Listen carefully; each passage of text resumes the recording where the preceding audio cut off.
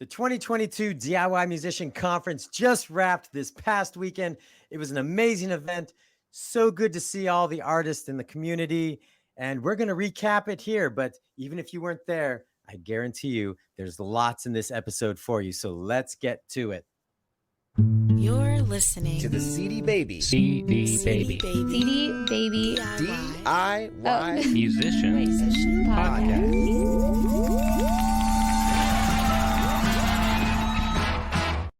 Welcome to episode number 313 of the CD Baby DIY Musician Podcast, where on this episode, we are going to recap the 2022 DIY Musician Conference. My name is Kevin Bruner, and joining me is Chris Robley. Chris, my heart is full, my cup is full, all the full things. I am full. I am full. What a friggin' weekend. I had no idea how much I needed that. Like, you live in Oregon, like the winters are just so long, and you're aware of that, but you don't quite know how long they were until suddenly like the sun pops through the clouds, and then like dozens of people are all just staring into the sky for minutes at a time. This weekend was that for me. I didn't know how much the like COVID and post-COVID malaise like had affected me. And I think I had almost lied to myself a bunch and been like, oh, I'm over it. And then this weekend really just felt like, I don't know, not even like in the spring, like the seed has to break. Like that's what it felt like to me. No flowers yet, no trees blooming, but the seed broke.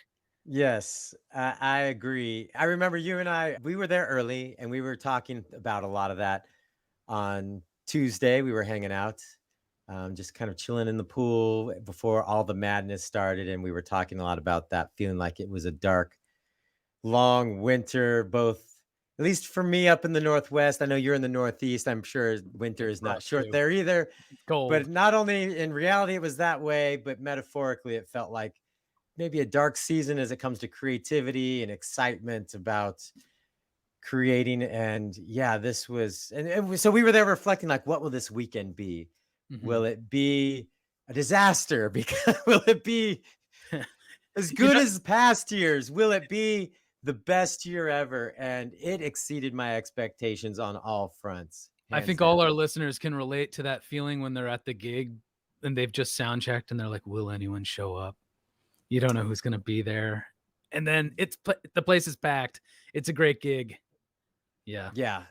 It was such an amazing event and so high energy from the beginning. It was smaller than past years. It didn't feel smaller though. If you were there, it didn't look smaller. It didn't feel smaller.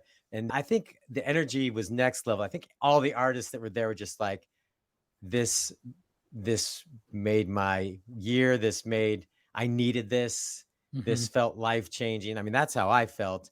And, a little background. I mean, you heard, if you know me personally, you probably heard me whining to you about this conference because there was so much crap we had to go through to pull this thing off. Building a conference is tough in normal times, like bringing all the details. It's just so many details and different waves of details, from the marketing to the planning of the content to the actual planning of the physical assets that are needed there to going. But you throw in COVID and the uncertainty about when things will open. Will anyone want to come? Is there going to be another wave that shuts everything down, or at least makes people not want to attend event? It was so incredibly stressful to have what we had over the weekend. I just couldn't believe it, how smooth and amazing it was. It was so great. Well, and we should do the disclaimer now. Both Kevin and I are probably going to cry like 4 or 5 times each this episode. So yes. Here's my eyes now. And then my eyes are still puffy from the weekend of not sleeping. I think I slept starting Thursday night through Monday when I went home. I think I slept maybe a combined total of 10 hours, and I'm not exaggerating. There was a couple of nights where there was like 2.5 hours of sleep. I called my wife at some point and I said, I just finished my 4th 18-hour day in a row, I think. Yeah. It's just nonstop intense, especially for us, working the event. Because, an artist conference that starts at 9:30, you're like, who does that? Artists don't want to be up at 9:30. Well, our team was already working at 7:30 in the morning. So it's a very long day. Some of it, we were working all the way till 10 o'clock or 11 o'clock or even midnight, some of us at times. And then that was just when work ended. So anyway, an amazing event. We're gonna recap that here. And here's how we're gonna break it down.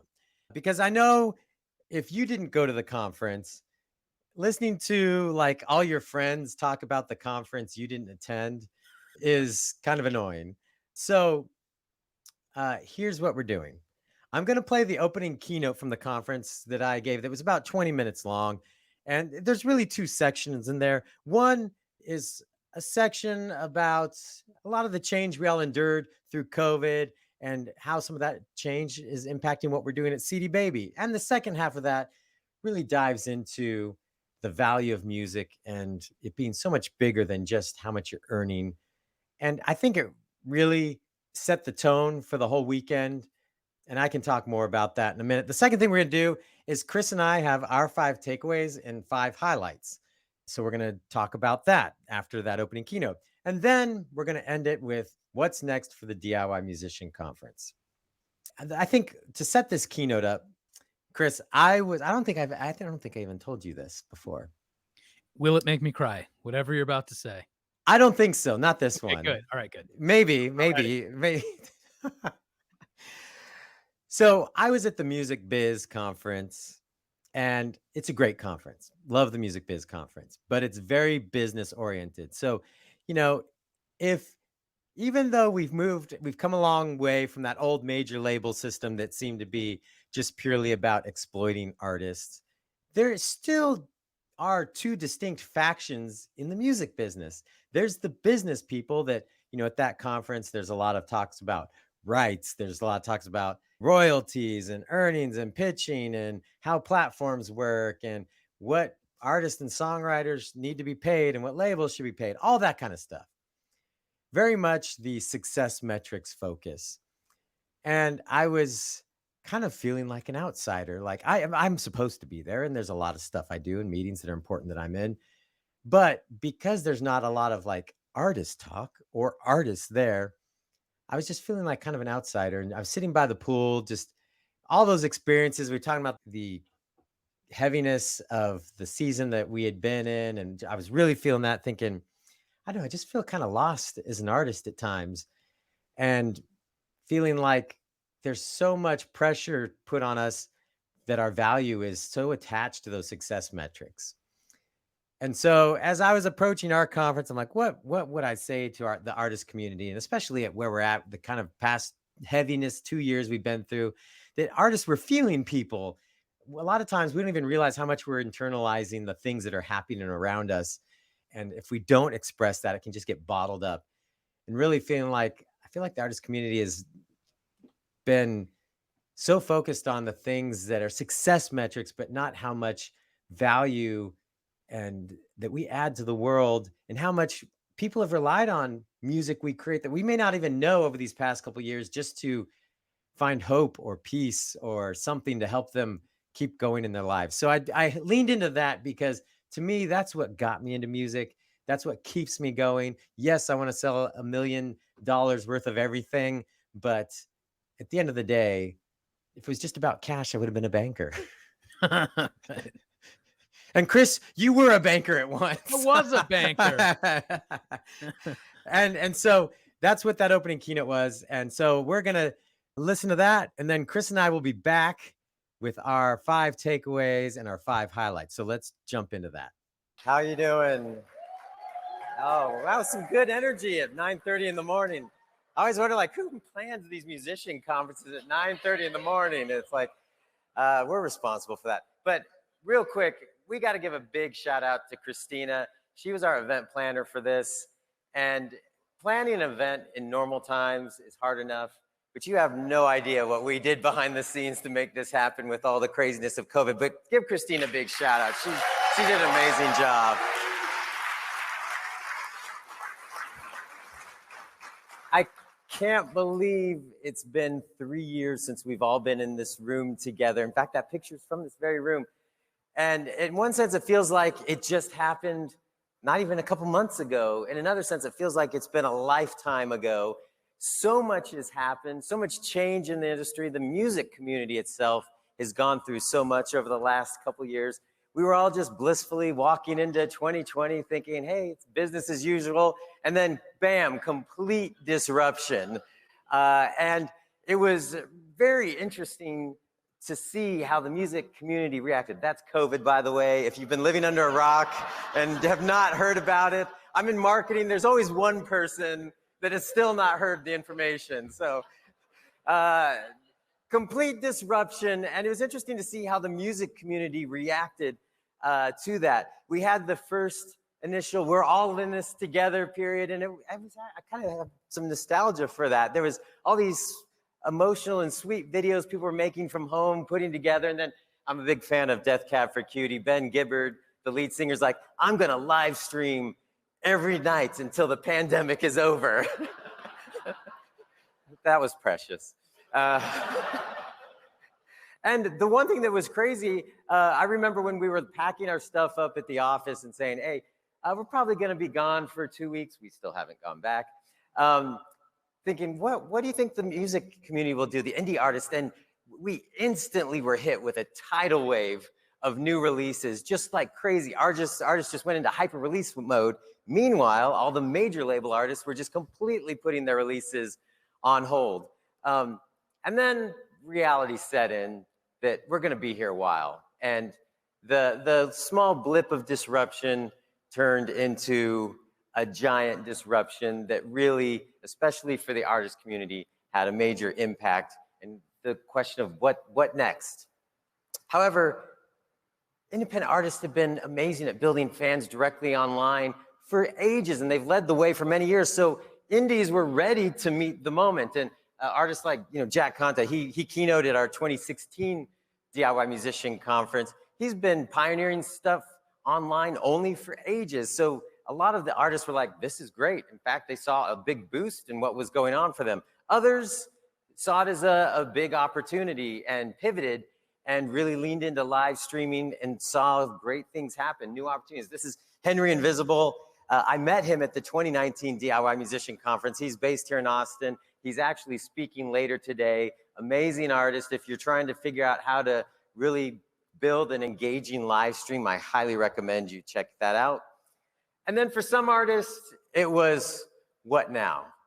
The live experience and playing live for some of us is so critical to what we do. Maybe what you do doesn't translate online, or that's what you love, or live is everything about what you do. And so for some, it was really like, I don't understand what the path forward is. How do we move on?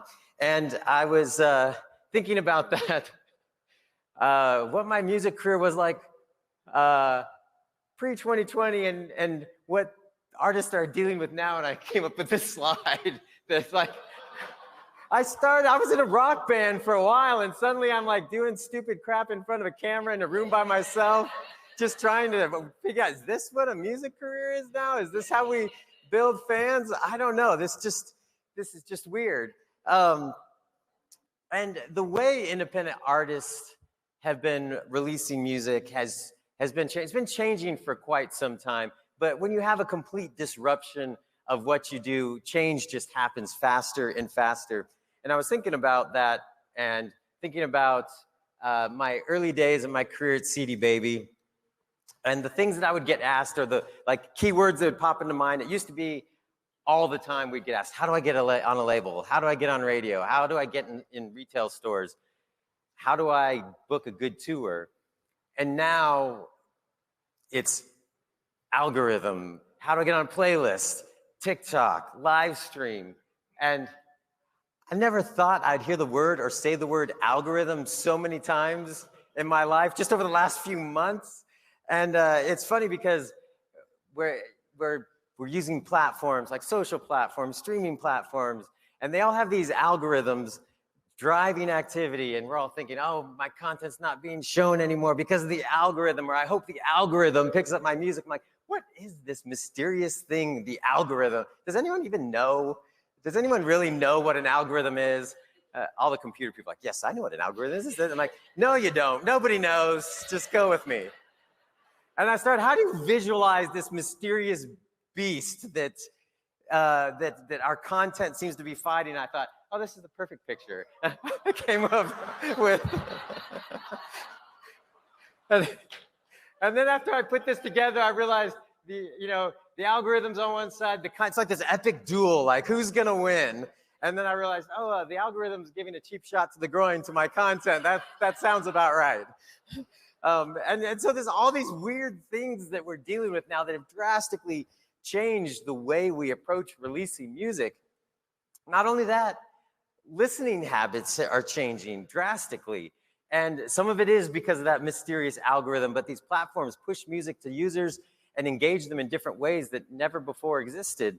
And we've gone from years and years and years of most artists' release pattern being like, I'm going to release one album every year or two. And that was normal. And that seemed like a normal level of engagement of releasing music. To now, in order to keep that musical dialogue going with fans, we're releasing singles, albums, EPs, all sorts of stuff, just nonstop. What I call like a season of release, where there's just a time period where we're trying to have a longer musical dialogue with our fans because they're distracted, a million different things coming their way, and we're just trying to keep their attention, and it's sort of like out of sight, out of mind. We've got other things to pay attention to. And so for artists, that has really driven a lot of change for how they release music. At CD Baby, we've been helping artists release music for almost 25 years. Next year is our 25th anniversary, and that's pretty amazing. Yeah, you can clap, you can clap. By the way, this slide's only going to be up for a few more seconds, so soak in that baby logo while you can. But over that 25 years, we've had to evolve and adapt as needs of artists change, as the industry changes, as how people engage with music changes. And so that evolution is continuing right now and today, and we've got a big announcement for you. We are super excited to be trying something new. And what we're doing is, right now, a release is a release, and it's $4.99. And that includes a barcode. And yeah, you can clap for that. It's awesome. And our CD Baby Pro publishing offer is just $24.99. Whether it's a song, an album, an EP, a release is a release. And we think this is going to help artists adapt to how artists are wanting to release music. That also includes worldwide distribution, YouTube monetization, distribution of Facebook, TikTok, Instagram, and all our promo tools. It's complete pricing transparency. No hidden fees. This isn't a gimmick, a trick to get you in the door. We just think that this is more in line with how artists want to release music. So, yeah, did I say no annual fees? I hate paying annual fees. They're the worst. Don't pay annual fees. So yeah, your music will stay up as long as you want. And this is a limited time offer. So go check it out, cdbaby.com. We're super excited about it. We think this is really going to help you release music the way you want and add immense value for the amount of money you spend. We're in a time right now where everything is getting more expensive day by day, and it's crazy. So we think this is extremely valuable and help you release the music the way you want. So check that out, cdbaby.com. And speaking of value, as we open this event up, I wanted to speak a little bit about the value of music. Oftentimes, most of the conversation around the value of music, whether industry folks or artists or outsiders, it always seems to pertain to how much money an artist is earning or how much revenue a track generates, how many fans they have, how many songs, how many streams your songs have, and all those success metrics. And there's nothing wrong with that. Those things are great. But I had a reminder recently that the value of music is so much bigger. This past month, my band did a mini tour. It was amazing. Being back on stage again, it was good for the soul. Amazing. We had such a good time.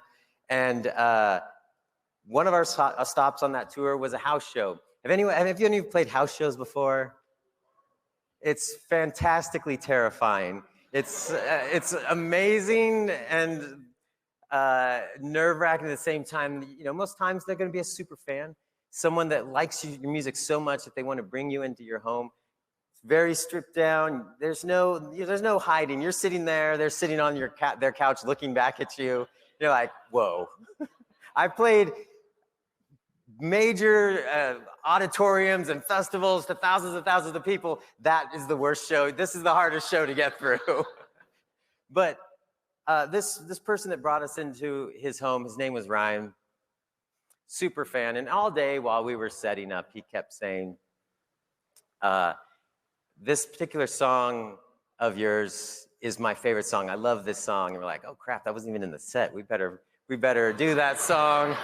Because so then it's even more terrifying. We hadn't even practiced the song, and it's one that we didn't normally have in rotation. But anyway, he kept saying that, and we're like, okay, we'll get that in the set.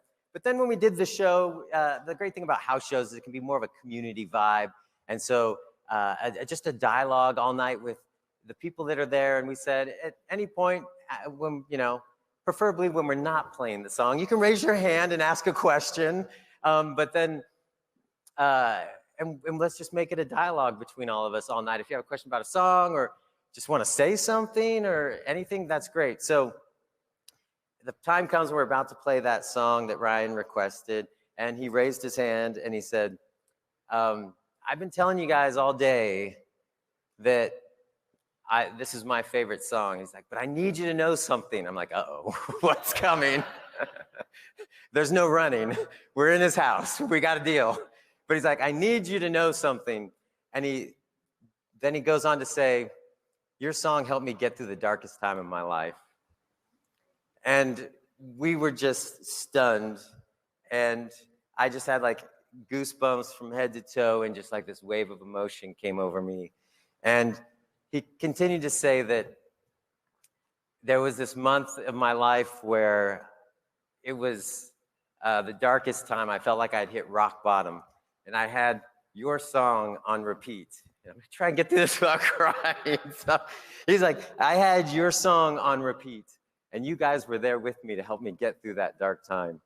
And we were just blown away. And to me, it was this huge reminder of the power of music and how music intersects in people's lives. And music does all these things. It brings joy, it brings excitement, it brings healing, it brings understanding, it brings peace. And it just does so much for people that while we often spend a lot of time talking about this, and there's nothing wrong with talking about money and trying to drive revenue from your music, I hope everyone in here is, after this weekend, is just excited to hit those goals and sees positive things happen with those success metrics.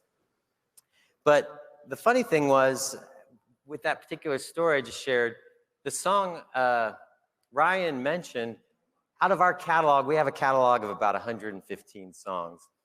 Out of our catalog, that's not even in the top 50 as far as these metrics are concerned. So to me, I'm always, it bums me out often when I talk to artists and they feel like my streaming numbers or my numbers aren't where I want them to be. Nobody cares, or my music doesn't have value, or I don't have value as an artist.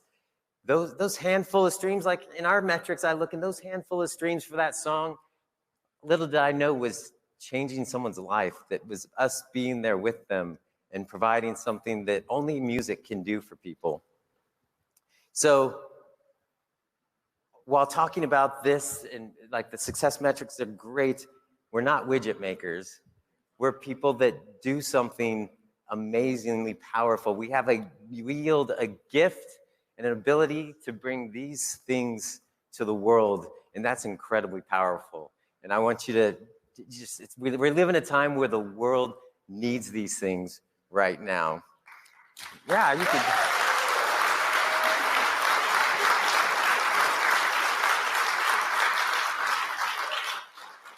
we have an amazing weekend planned for you. And always leading up to the conference, people are always asking us, how do we get the most out of the conference? I've never been, or I've been a couple times. I just want to do a better job of making use of my time. And so first, be present. It's not often we get to gather together as a bunch of crazy musicians and just have a weekend together to talk about all this stuff. And it's a great time. So be present. In 2019, we had no idea it would be 3 years before we got to do this again. So be present. Also, be intentional. There's so much content here that you're just not going to be able to see it all. And so think about what will help you most, or the things that you need help with or want to learn, and go after it. Learn from each other. I'm one of those people that typically when I go to a conference, I like to just be a fly on the wall, and I watch and just kind of listen. But learn from each other. Meet the people around you. This is, I go to a lot of conferences, and the DIY Musician Conference has been one of the most welcoming environments I've ever experienced at a conference. And so just grab somebody and take them to lunch. Hear their story, listen to each other, and learn from one another. Because to me, that's been one of the biggest things that's helped me on my musical journey.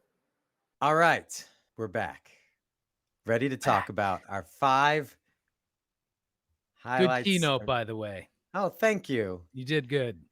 Thank you. Yeah, it was fun putting that together. I always see keynotes at conferences that they're always about the money side, and so I wanted it to be about the heart of the artist. I think with our conference, that's one thing that from the beginning, we did our first conference in Chicago in 2015, and we learned a lot. It was a good event. There was some bumps in the road just because it was our first time and learning things. But as the conference began to develop, it was like, this is the conference that has heart, that people go, and it's hard to get people to understand. Like, you're going to go and you can have this experience. You're like, whatever, just tell me what I'm going to learn. I'm like, no, trust me.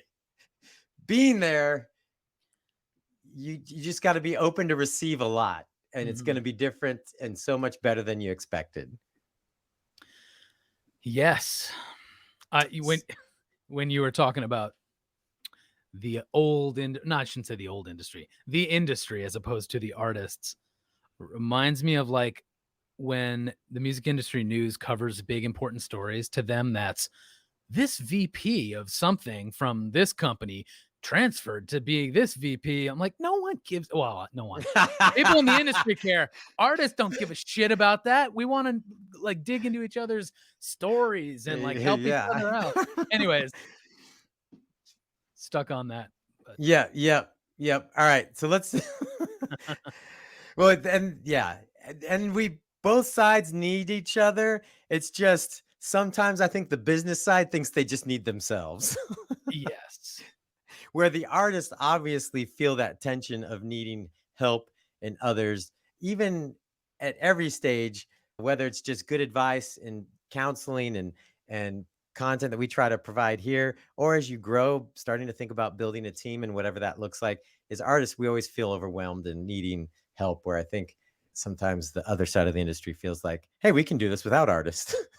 What artist? Who's the artist? Those artists, they just make widgets. Yeah, they just make widgets. That's right. All right, Chris, we're going to do the 5 takeaways first. Hit your number 1. Yeah. Okay. Are we going to go back and forth? Or yeah, we'll go back and forth. Okay. My first one was that I walked away from the conference really thinking a lot about how automation and personalization can basically both be the same thing. They don't have to be at odds.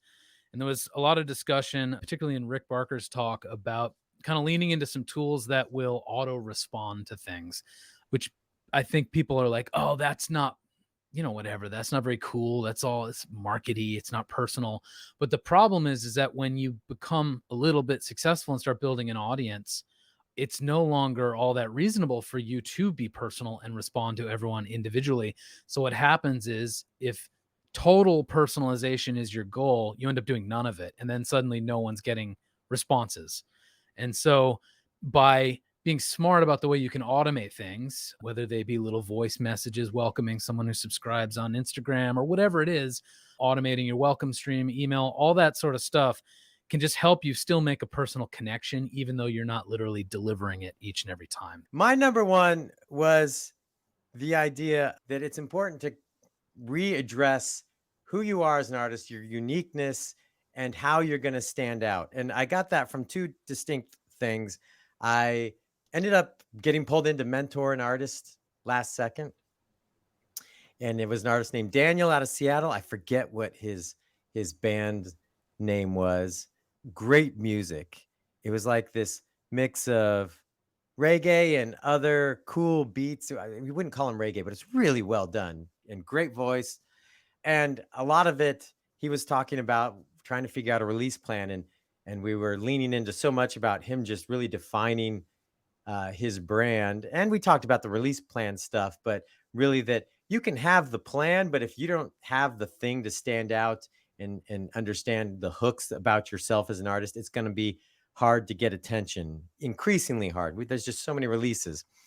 And then I went to a session hosted by Alberto Chapa, and it was all about using tracks in your show. He had an artist with him to help demonstrate. Her name was Lorena Lee. And what I thought was so powerful about it is artists are venturing back out and starting to play again. A lot of the people that are listening to this podcast are artists like yourself, Chris, where they do a lot of solo stuff. They might have a band. Ideally, they would love to have a band with them all the time. But he really walked through how you can add tracks to really enhance your live performance. And I know we'll talk about the live band makeover in a bit, but I liked this one as well because what he was talking about is oftentimes solo artists feel like they can't get a bigger gig or a bigger stage because it's just them. It sounds small. And you really walked through step by step, and they showed it. Lorena came out and played a song, and it was amazing. It was just her and a ukulele. I'm like, that was mind blowing. That was great. But then they talked about adding the tracks because she really wanted to incorporate how the music really sounds. And it was just such an amazing example about how an artist, even when you're feeling like you don't have many resources, can sound bigger and really still cast the musical vision you want for your live show. I'm going to have Alberto on the podcast. I told him it was amazing because I loved how he even showed the gear. That's the kind of stuff that I really like. He and had different, like, if you just want to make a simple version of this, here's how you can do it at the indie level, DIY level. When you got a little bit of resources, here's a version, and here's probably how the pros are doing it. And he went through everything step by step. So it was just really helpful. But ultimately, all that to sum up, it was like there was a lot of things about that felt like, hey, we've been in this maybe malaise for 2 years. It's time to kind of brush off the branding and how do I stand out and rethink about live shows, rethink about how I'm messaging myself, and as I start releasing more and more again. Yeah, I missed that one, so I'll have to go back and watch the. It's good. Highly recommend it. Yes. That's cool. My second thing is a very obvious statement, but TikTok is just such a massive opportunity for us. I interviewed a guy named Jeremy from a group called Winborn that makes, sort of ancient vocal music. It's not the type of stuff you'd think would go crazy on TikTok, but he's just doing a handful, maybe 5 to 10 little tricks that he applies to his videos, and they go crazy viral. They've had videos that have millions and millions of views. It's helping fill up their shows. And really, it's just by thinking about that platform in a very particular way, not really changing anything about their own art or what they want to do. They're just kind of packaging it, I guess, for TikTok. And it's amazing. So I left inspired to actually finally care about TikTok. Yeah, I need to go back and watch that one. I was busy at the same time. One thing that's hard for us when we're working the conference, getting into the sessions we want to see. Yeah, it's hard. We're speaking. I actually got to see multiple sessions on Friday and a couple on Sunday. Saturday, I was my busy day, so I didn't get to see as much on that. I'm popping in and out, but really not able to sit and soak it in. So I've got a lot of videos to go back and watch. My second one was, it's so important to just show up and start. And I got that vibe from so many people I talked to at the conference that were like, I wanted to come. I'm not sure, especially after the last 2 years, what to be focusing on, but just coming here and getting started and getting back in it was big. And even just when going after opportunities, like the idea of just showing up and going for it, so much of the content, whether it be about marketing or live shows or all the other stuff related to releasing music, oftentimes it's just like, just pick a place and dive in. It's not going to be perfect. Don't wait till you have everything perfect because there's always going to be something and it's a journey. Just find a place that you feel is an area of opportunity for you and just start. Show up and start.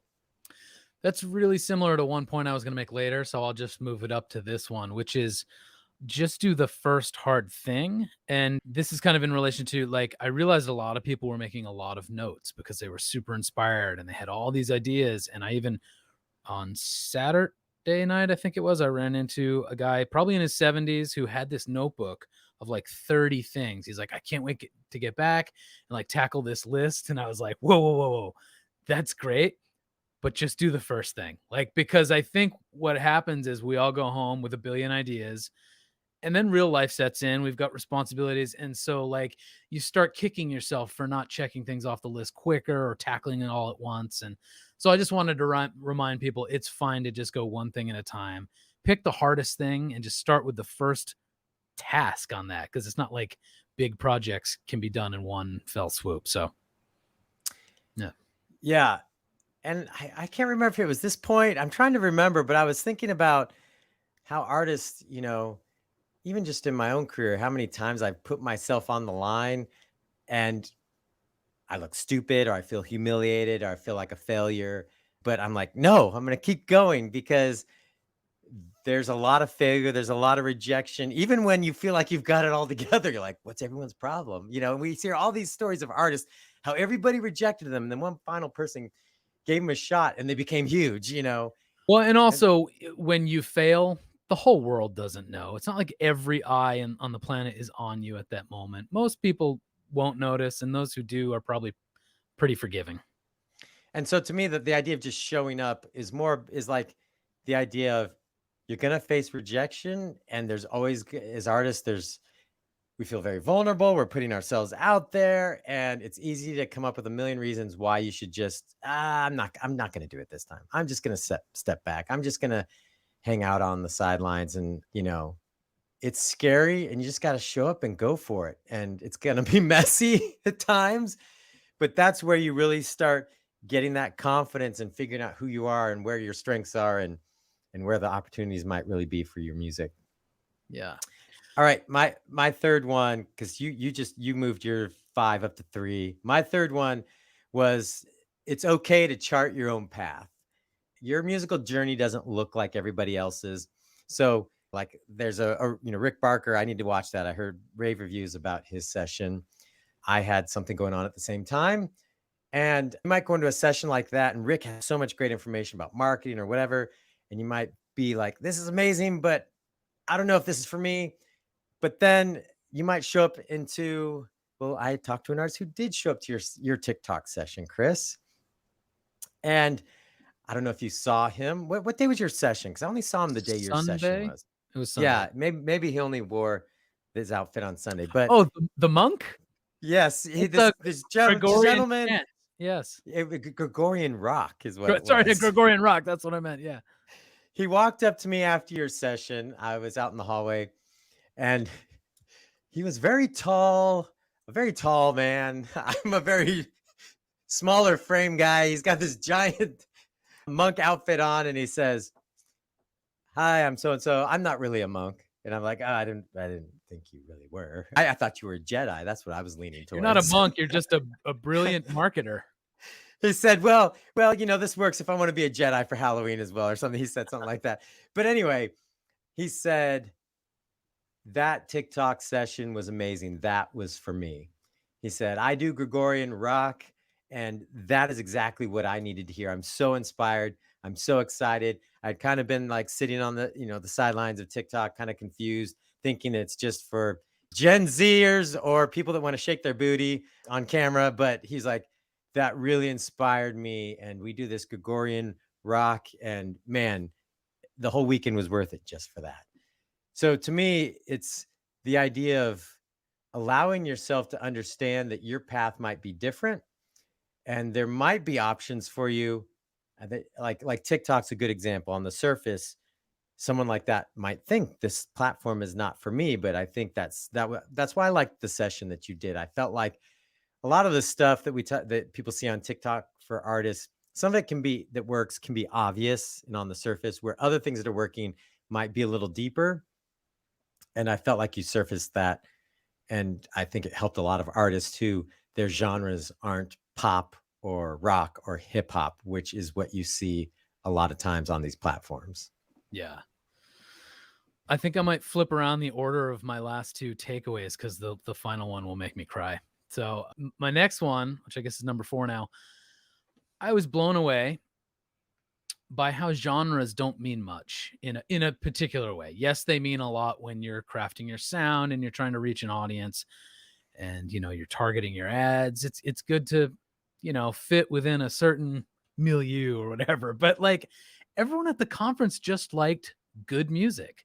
There were people watching Tom Jackson's live band makeover that, if I were sort of to get into stereotyping, I would think, well, this group of people won't like this. Not true. The band rocked. I mean, I even say that kind of music that they play is not my thing. Like, I would never proactively go seek that out. But when they played and when they put on this amazing show at the end, I was like, I'm sold. That's good music. The whole room was just moving. Electric. Like, it was so cool. And like, yeah. and that was just a sort of big explosive version of, I think, what happens a million times at that conference. It's like the jam room. There's someone playing a violin that may have a sort of classical or Celtic fiddle background. And like in comes a funk pianist. And now in comes like a rapper.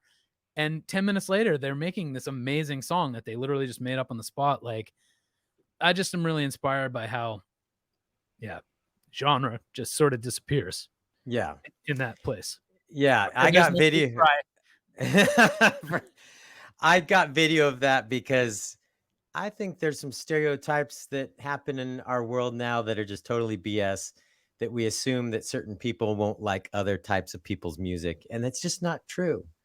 And good music is good music. And I think what we saw over the weekend is the artist community of all stripes and backgrounds supporting each other, regardless of all those things. And it's such a beautiful thing that I don't see often anywhere else in my life.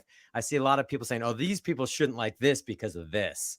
I'm like, shut up. That is not true. Good music is good music. Stop assuming that we have these predetermined stereotypes, and even people that think they're tearing them down often are reinforcing those. And it was just so on display that how the artist community can see each other for the goodness of what we have. So that was something I noticed over and over again and thoroughly embraced and enjoyed while being there. Yep. All right. Now we're both crying. It begins. Number 4 for me was you need to, I kind of alluded to this. I realized it was a separate point, was you need to put yourself in uncomfortable situations to grow. And what I was specifically thinking about was the people that put their USB drive in the bucket. And at first I thought, is anyone going to put it in the bucket? Did we communicate well enough that this is a thing? And we got tons of them.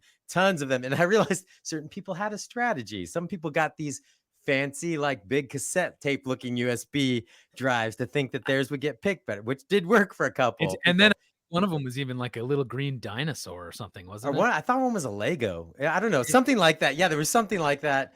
Anyway, I was talking to a couple of the artists that got selected, and one of them was Brittany and the Bliss Tones, husband and wife duo, and their song got selected. And man, they're standing up there kind of in front of the whole audience. And Ross Golan and Cara Diaguardi are, very accomplished songwriters that are going to critique it live right after hearing it first. And I thought their song was amazing.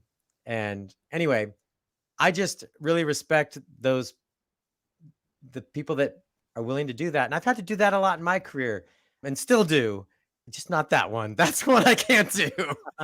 Can't do the songwriter Shark Tank. But anyway, I thought that it was just a good example of like, hey, you're willing to put yourself out there. You're going to get feedback. You're going to get help. You're going to get guidance. It'll be uncomfortable and awkward at times, but that's how you grow. And it's important to do that. It doesn't have to be a songwriter Shark Tank kind of thing, but the idea of really looking for opportunities where you're going to be uncomfortable and the end results will be growth. And that's important. And I think probably for some people at the conference, that moment was simply deciding to approach someone and say hi and just being like, here's who I am, shake your hand, ask a question, whatever it is. But yeah. My last takeaway was that I think in order for musicians to like really know themselves, they have to listen to other musicians' stories and just feel like they're part of a community, which I know, I don't know how sort of cliche that sounds, but like I think when you're cut off from a sense of curiosity about what other people are going through, there's just only so much inspiration and ideas you can have that are worth anything. And like I don't even mean this from a networking perspective. It's just like talking to someone else and being reminded of the basic struggles and successes that, you know, every musician can kind of relate to. Like something just, it was like my pilot light was barely on. And then hearing from 1,000 people was like, oh, now I'm like, I'm back. It was weird. Yes. And I needed that. The last thing I'll say on that point, I needed that both in terms of the artist community and our own team. You know, there was 30 or so CD Yes. Baby people, and just hearing from everyone. Very basic, but totally necessary. Yes. Yes. I agree 100%. I didn't put that on my list because I saw your list first, but I 100%. And we'll dig into that a little bit more with our highlights. Yeah. Number 5, I put TikTok is a hot mess or can appear to be a hot mess, but if used properly, it's a big opportunity. I think I would say also not just TikTok, but video and short form video. We did our session, our live taping of the DIY Musician podcast that will come down the feed probably after this episode. But we really talked about video in general and recasting the idea of what video is, but just short form video is an opportunity. And really, TikTok has exploded. And I think, like I said earlier, with your presentation, I think it helped people understand how to think outside of it of just the stupid quick trends that we see on TikTok, the stupid human tricks, the things that feel like it's not me being my artist or my artist brand or artist persona and just being a hamster on a wheel for no reason on a social wheel.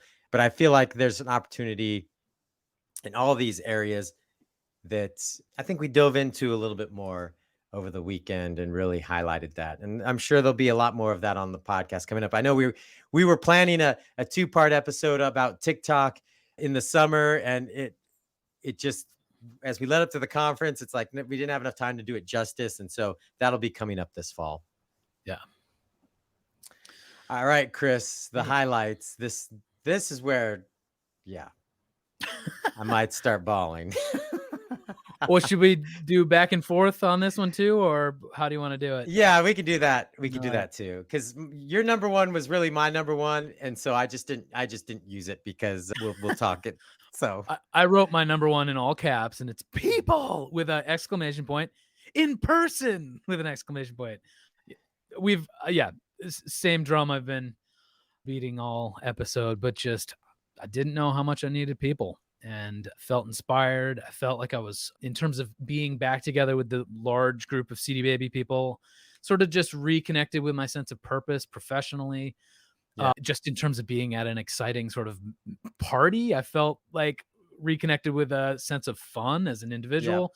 And then artistically, I'm just like, I've got a ton of inspiration. So I want to just cry again and thank first our team for being so cool and talented and giving. And more than anything, I want to thank the attendees who showed up. And we have an amazing community of listeners and readers and people who use CD Baby and even people who don't use CD Baby, but decided they should be there. So thank you for doing that. Dang it, Chris. Now I'm not going to be able to say what I want to say without just like completely losing it. Yes. Well, If this has anyone's first exposure to CD Baby as a they're brand, they're gonna like, be like, these "What guys the are a bunch of hell? crybabies. What? It's I'm not not using CD them." baby, it's crybaby. Crybabies. Yeah. So I started having very heartfelt conversations with a lot of people. So I started like taking their names down and actually ended up hanging out with a crew most of the weekend. I spent a lot of time with the Canadian contingent plus one. I'll say plus one Plus because Nico. plus Nico. So that was Mike and Kyle from Vancouver, BC, Blair from um, oh Is he man, from, he's like, Manitoba or something? Manitoba. Yeah. Yes, Manitoba. Nico was from New York, and Melody Ryan from Peterborough, Canada. We all ended up being a conference crew, and I just had the best time ever with them. Such great people. Dan, I met Dan. I forget Dan's last name, but I talked to him at the YouTube party. We were at the bar for a long time, and he was just talking, saying he's a producer and trying to get into producing music and such. And we are his cigar break listening. So when he listens to us, he sits outside, he smokes a cigar, and listens to the DIY Musician podcast. So it's one of those reminders to me about how we don't see it. I'm in this room that I'm in pretty much all my All life these day now. days. And in Camas, Washington, which is outside of Portland, Oregon, like it just in a house in Camas, Washington, which isn't a musical hotbed. Yeah, I'm in the Portland area, but wondering if anyone's listening, if anyone cares, and just knowing that getting to meet people and knowing that we're intersecting with their lives and this matters to them, that's what really keeps us going. Because there's been so many times where it's like, this is hard to keep a podcast going, to keep all this content we create going and feeling inspired to create it. But meeting all these people and talking to you in person is what really inspires me. Miles, I forget his wife's name, but he said some very heartfelt things about our podcast changes lives. And so did an artist I talked to named Sid. Same said the same thing. And those things just, like I said, my heart is full, my cup is full. And that's just a few of the names when I started thinking I got to start writing this stuff down. I mentioned Brittany and the Bliss Tones already. They played the YouTube showcase. And the other thing that was amazing there is that that's a husband and wife duo. He plays drums, she plays ukulele and sings. And they just grabbed a bass player from that happened to be at the conference and the keyboard player that had played the set right before them and filled out their band for their slot. So just the Wow. community coming together, art, it's just such an amazing thing how friendly, and it's just a great experience. Well, that makes me think I should move a different point up to just follow on what you said, because that Canadian contingent, a lot of them have been to our conference before and sort of like Yes. met at previous conferences, and they've sort of deepened their connection with each other. And so now there's this little community that I've heard you talk about kind of with your band. It's like you had fans, but then at some point the fans kind of become their own entity. And I like seeing that. And it reminded me of this band Making Movies did the closing keynote, and their talk was a lot about community and kind of music's ability to travel distances and connect people. And when I introduced them, I was remembering that I'd met many of the people that were about to be on stage in completely different places and in different ways. And I was like, it's kind of a small world. And it's odd that I know all these people through these mutual friends from completely disparate places.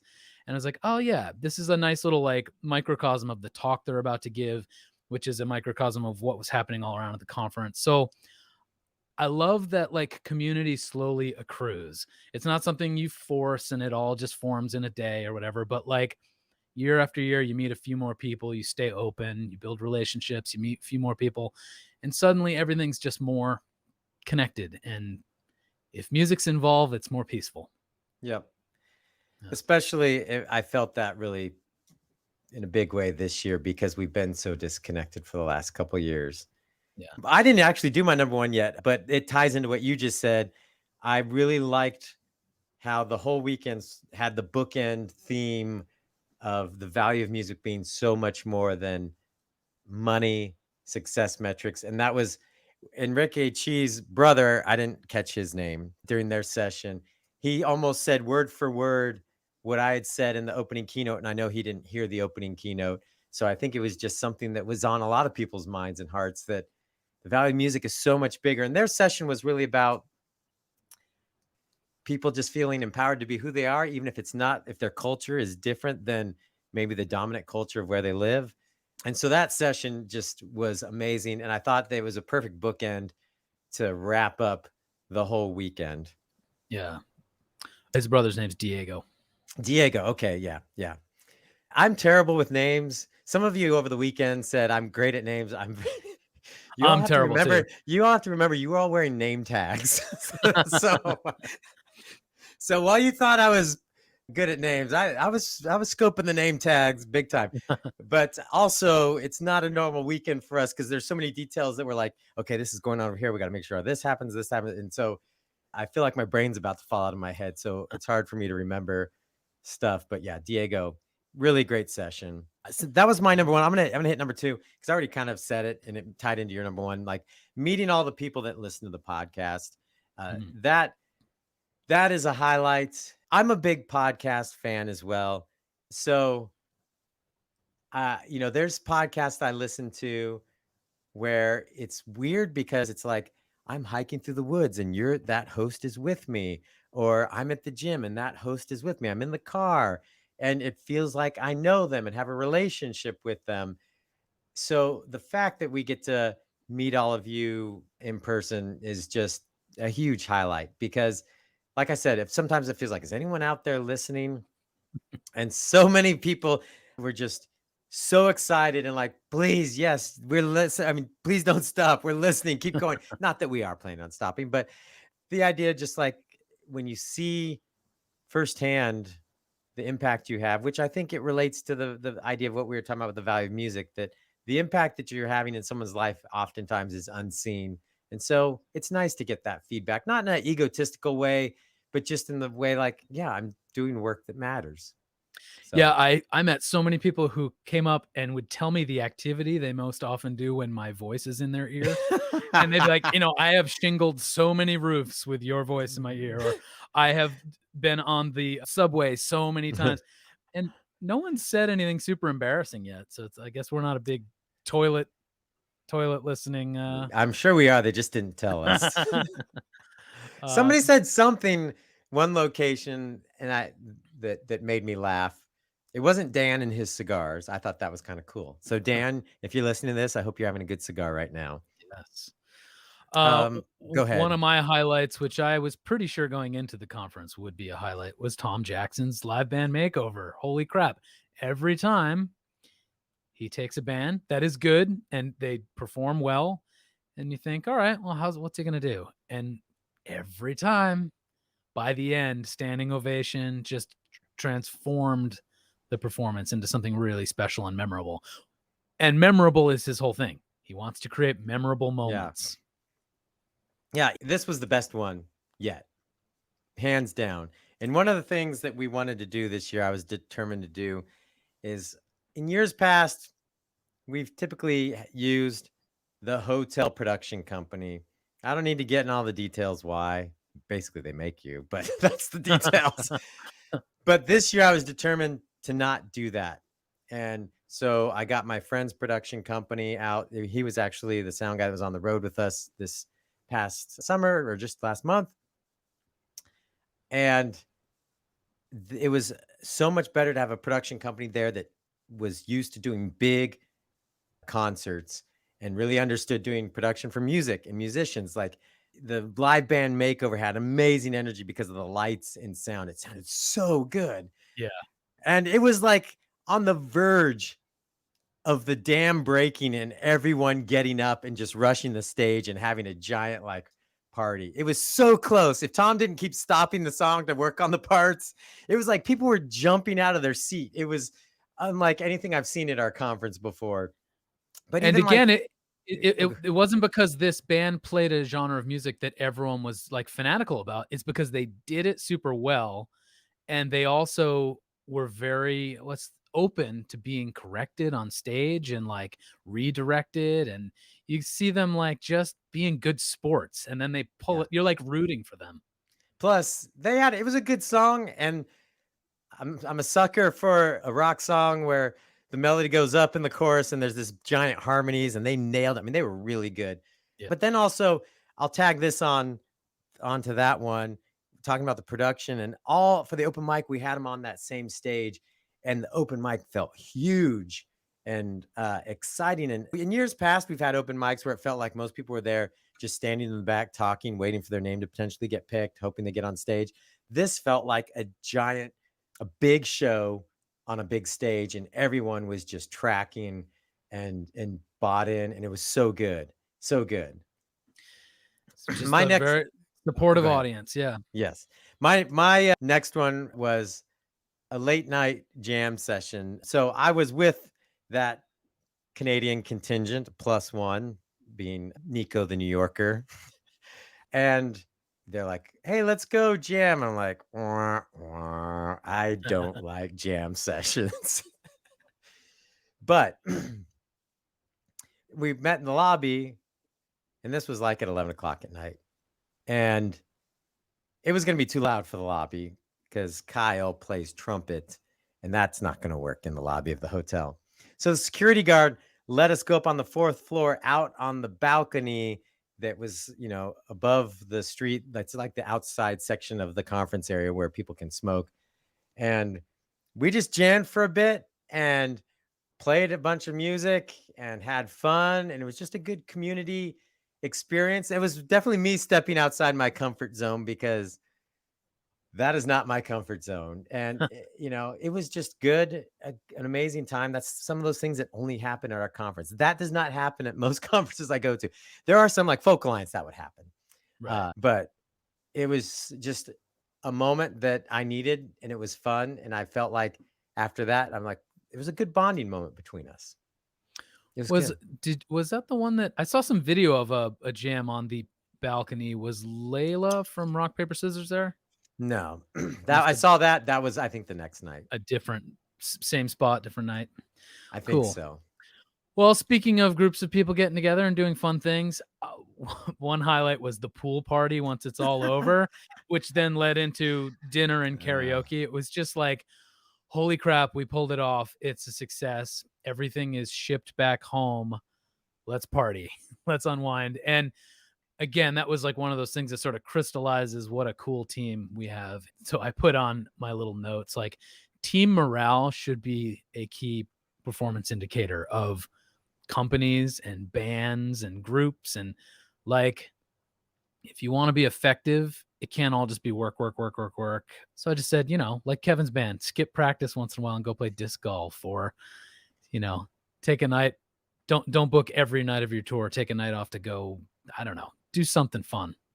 I saw Top Gun Maverick last night. They had to take a break to go play football on the beach, didn't they? Before they truly gelled as a team. I mean, you had to have a reason to get video of them with their shirts off. So Yeah, well, that's a good reason. yeah, the pool party. Full disclosure, I just did this whole event just to get to the pool party. There are other ways to do pool parties without. A little known fact about me. I don't know why over the last handful of years, I've just decided all I want in life is to be by a great pool in the sun and sipping on a beverage with people I like, having a good time. It's just, to me, that feels like all is right in the world. Have you started but listening to Jimmy Buffett yet? no. No. So anyway, Christina, over the months of planning, she'd be like, "Please stop talking about the pool party. Please stop talking." Then she was worried I was going to invite everyone from stage to come to the pool party.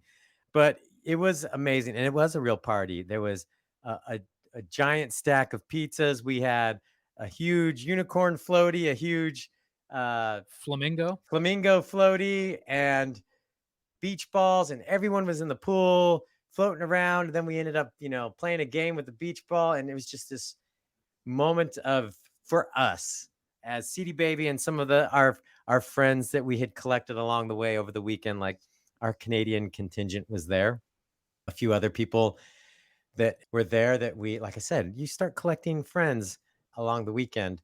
But it was so much needed. If you don't know, and you may have guessed because I keep talking about how I'm in this room, we haven't been in the office since the beginning of the pandemic. So we haven't seen a lot of our coworkers.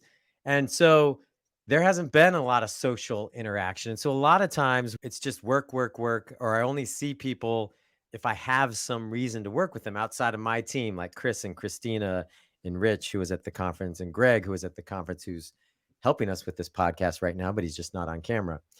So many of those folks, it's like I see my team and we, try to have some interaction, but like somebody like the HR people like Sam and Heather, who were hugely instrumental in helping us behind the scenes, especially at the event, organizing all the staff. They used to be in my line of sight at the office. And I used to see them every day and say hi to them. And it's like, those are people I never see anymore unless I have a reason to work with. So being all there together, just having fun, reinvigorating the fire for why we work at CD Baby and why we love working with each other was huge. Yeah. Dang it. Now I'm crying again. And then we took the pool party to karaoke, which is my favorite thing to do, and had more fun. Yes. And what I always tell people is one, out of all the distributors out there, CD Baby knows how to party better than any of the other ones. No question there. Number two, if CD Baby goes to do karaoke, you should go because it's going to be an experience. And it absolutely was. Loved it. It was the perfect way. The pool party, the karaoke. Again, at the karaoke, there was more of our friends that we had collected over the weekend that were there to celebrate with us. And it was a great way to end it out. I should give a shout out to Cindy and Ben. Cindy is hearing impaired, and they do this duo where he plays and sings and she signs. And they did a version of Creep by Radiohead, which That was amazing. that was amazing. Amazing. That one, Really I great. started just bawling right there, and because it was just so powerful. Yeah. And that was yeah, great. those are the kind of things that you see in the artist community that's really, really amazing. Yeah. Well, my last highlight actually happened yesterday, which was what, Tuesday. So, the conference has been over for a few days.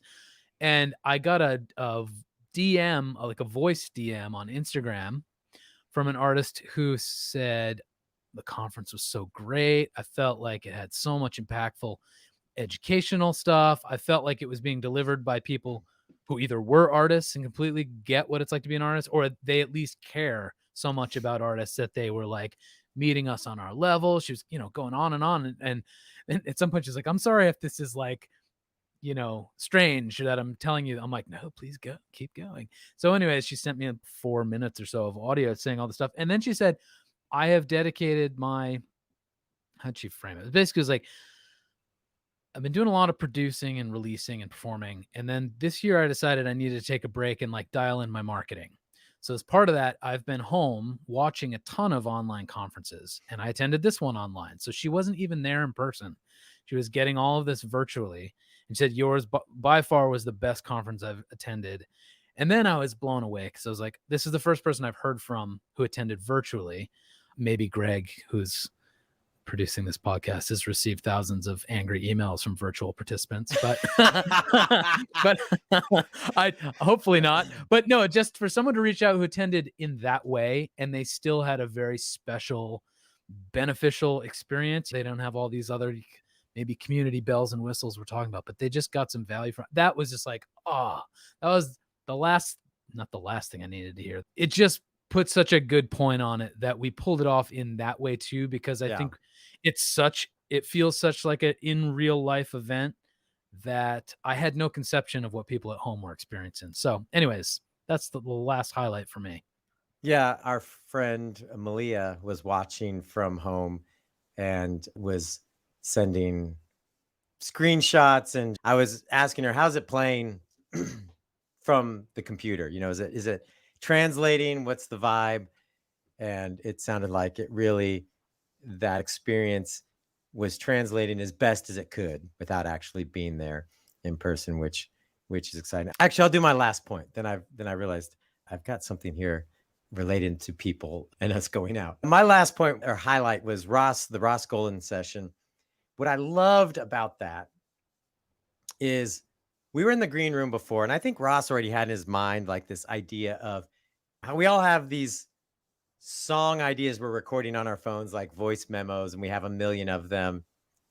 And I think what he had in his mind is he was trying to be encouraging, like, hey, I'm struggling through a process just like all of you, which he did say from the stage, but backstage in the green room beforehand, he's like, hey, would this work to play?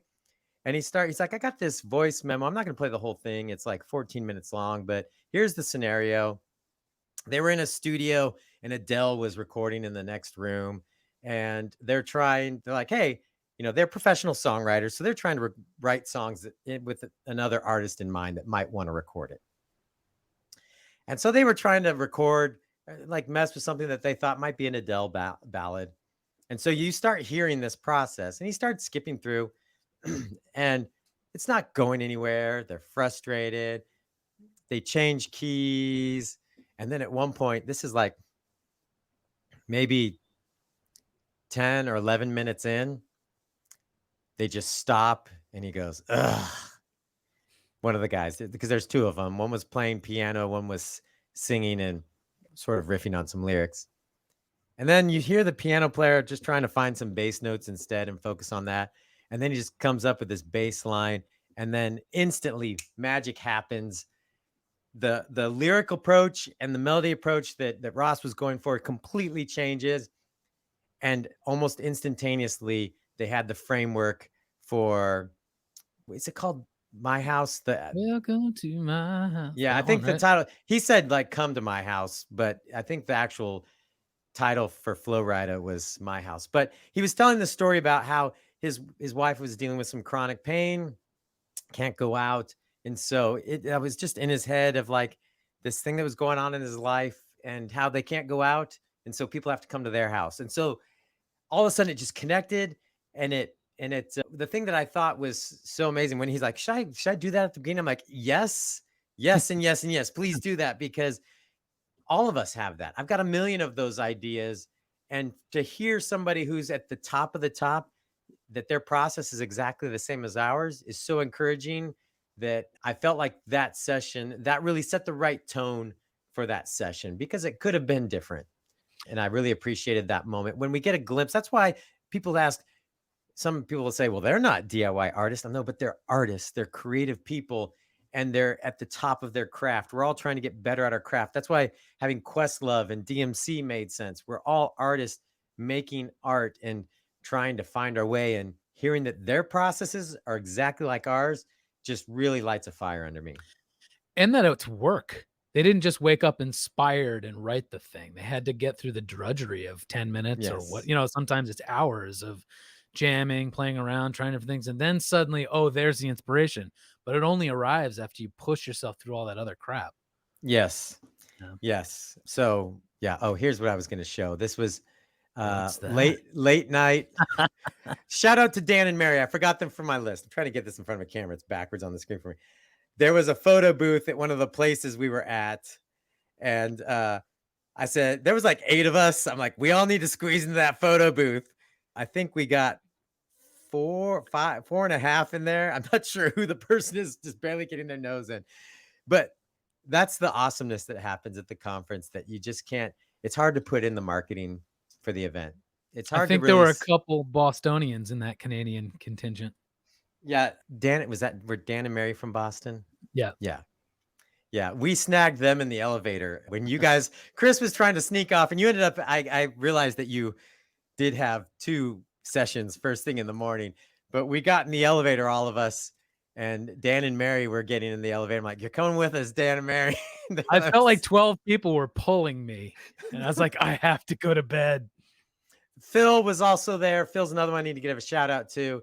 He's been a very supportive podcast listener, but we all just ended up bouncing around that night and running into more people and collecting more people. And it was just, those are the kind of things that we don't get to experience in our normal lives that these events are just amazing for. So heck yeah. All right. Anything else, Chris? I mean, there's too many highlights to name, but that was some of them.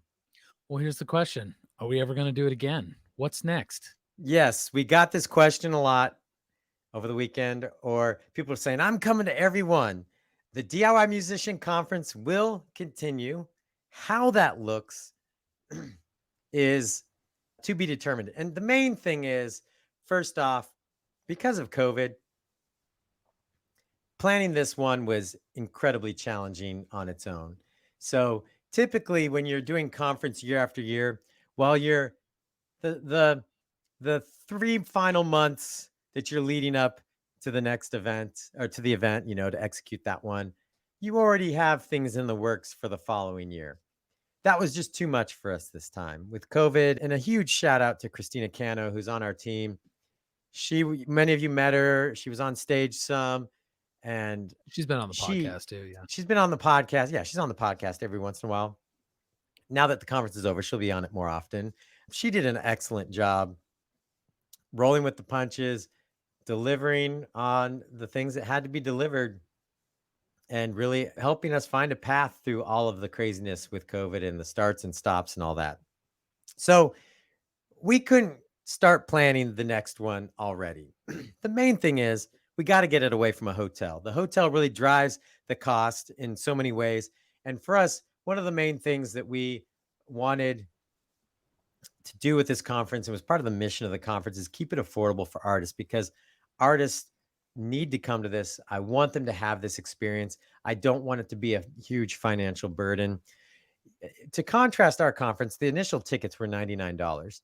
When I got to Austin, there was a massive real estate convention going on. So many real estate people. The real estate bros were In full force. and very loud. You think musicians are loud? No, no, no, no. Real estate bros trying to one up each other about the deals they're making. That's a loud thing. At with 6 thousands a.m. of them everywhere. Yeah. in the hotel room next to me. Hey, Chris, deals don't wait. Those kind of conferences, their badge costs $2,000. Their company's paying for it. They stay in fancy hotels, and it's a whole different thing. So we want to keep it affordable. So we got to get it away from a hotel. Will there be one? Yes. Next year? Yes. What will it look like? To be determined. Will it be tiny? Not tiny. Will it be as big? Who knows? It's really about looking at the cost and where we can get it and host it. There might be multiple events throughout the year, maybe one West Coast, East Coast, Europe. Who knows? Some smaller events. We're doing a smaller event in the UK next month that'll just be a half-day thing. And so anyway, stay tuned. Keep listening to the podcast. Make sure you're following our blog. You're subscribed to our newsletter. We will have details. I hope to have details for you before the new year so you can start planning your 2023. The other thing is, with a lot of hotels, you're really restricted to the time frame you can do it. And I felt like the time frame we got stuck into in August is not the best for many of you. I know in Europe, August is typically when everyone goes on holiday. In the US, when we've typically had it, it's when a lot of people are starting to go back to school, and it's hard to engage with colleges and get them involved because it's like the first week of college or second week of college. So that is also limiting at times. So when we don't have a hotel, we can basically have more freedom to put it where it makes sense for the people we want to have attend the conference. So stay tuned. It's not going away, but we just don't have the details yet. So there you have it. Well, I'm excited to plan whatever happens. It'll be cool. Yeah, and I think we tapped into some winning formulas with this event, and even the same size could be done somewhere else. And we're looking at potentially partnering with colleges or even just some venues, things like that. So if you're listening to this and you'd love to have the DIY Musician Conference come to you, your school, your organization as a spot, hit me up, let me know. We're looking, and the sooner we can connect with some folks on that, the better. We also have an idea of my friend Shane and Mark, who own On Track Production, that did the production for the event. They have this place outside of Nashville. It's in Spring Hill, so it's about 30 miles south of Nashville, called Worldwide Stages, and it's these huge sound stages that artists are using as rehearsal halls, and there's a lot of video production. Thought about the idea of taking over a place like that and getting a bunch of professionals to do just like hands-on, like really close workshop, limit the number of tickets we sell. So there's it's all on the table. So if you've got ideas or feedback, what you would find interesting, let me know. You can email us, you can call us. I'm curious on what people's thoughts are. So If you would like to weigh in on that, you can call our listener line at 360-524-2209 or email us at podcast@cdbabypodcast.com.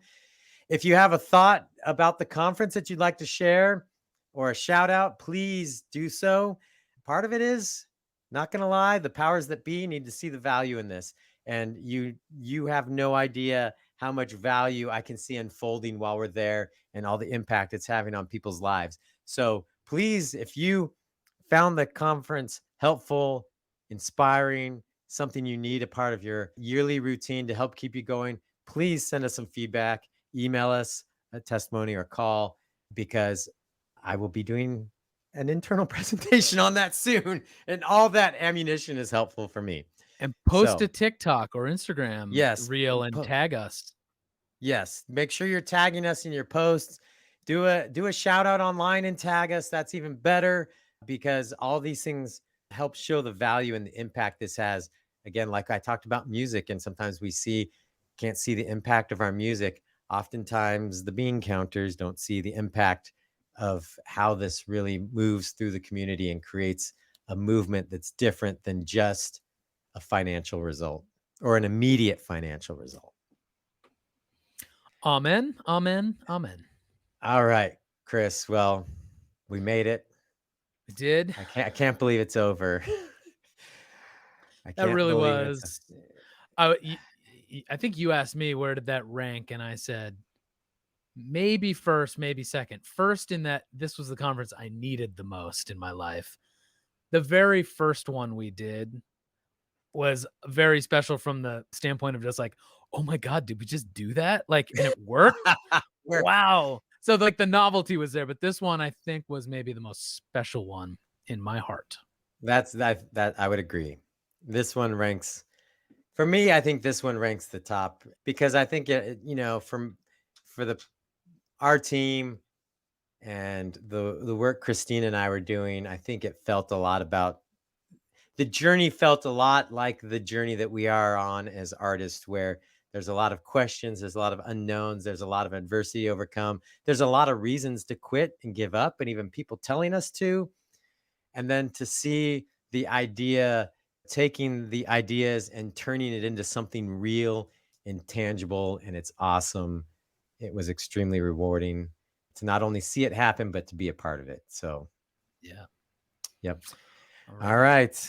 Well, I guess that's going to do it for this episode of the podcast. We are going to be back this fall with more episodes, lots of good stuff ahead. I even got some ideas from attendees at the conference. And if you have an idea for an episode, now's the time to let us know, because we're planning the fall and filling out the schedule, and it's going to be good. So see you soon. Catch you later.